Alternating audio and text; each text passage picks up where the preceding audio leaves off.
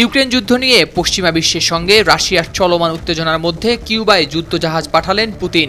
জাহাজগুলোর মধ্যে একটি পারমাণবিক শক্তিচালিত ডুবোজাহাজ এবং একটি রণতরী সহ 4টি নৌযান রয়েছে। কিউবাতে এসব যুদ্ধজাহাজ ঢোকার সময় দেয়া হয় 21টি তোপধ্বনি। চলমান উত্তেজনার মধ্যে যুদ্ধজাহাজ পাঠানোকে মস্কোর শক্তি প্রদর্শনের প্রচেষ্টা বলেই মনে করা হচ্ছে। যুক্তরাষ্ট্রের ফ্লোরিডা অঙ্গরাজ্য থেকে প্রায় 90 মাইল দূরত্বে অবস্থিত হাভানা বেতে নোঙর করা হয়েছে এসব রণতরী।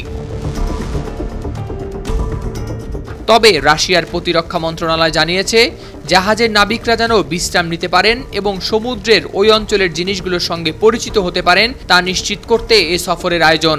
যুদ্ধজাহাজ অ্যাডমিরাল গোরশকভ ও কাজান এ দুটোতেই হাইপারসনিক ক্ষেপণাস্ত্র জিরকন সহ বিভিন্ন অত্যাধুনিক অস্ত্র বহনের সক্ষমতা রয়েছে।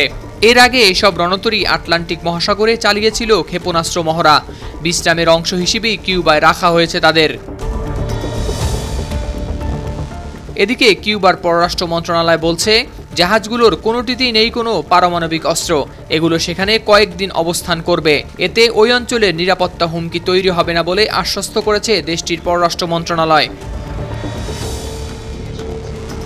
তবে এ খবরে মার্কিন কর্মকর্তারাও হাত পা গুটিয়ে বসে নেই, বরং পরিস্থিতি নিবিড়ভাবে পর্যবেক্ষণ করছে। জাহাজগুলো যুক্তরাষ্ট্রের জন্য হুমকি হিসেবে বিবেচনা করছেন।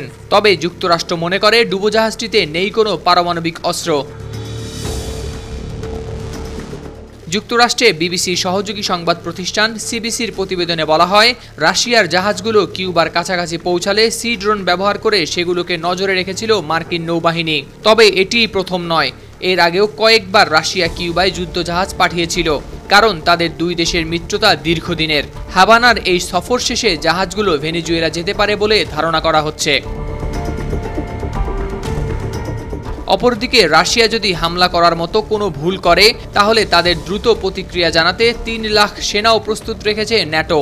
নাম প্রকাশ না করার শর্তে ন্যাটোর এক কর্মকর্তা এএফপিকে বলেছেন, মিত্রদের কাছ থেকে পাওয়া প্রস্তাবনায় আমাদের সৈন্য প্রস্তুত রাখার সংখ্যা 3 লাখ ছাড়িয়ে গেছে। এই সৈন্যদের বিষয়ে মিত্ররা আমাদের বলেছে, এখন পর্যন্ত উচ্চ প্রস্তুতির স্তরে থাকা আমাদের সৈন্যদের যে কোনো সময় পাওয়া যেতে পারে। হাওলাদার শামীম, RTV।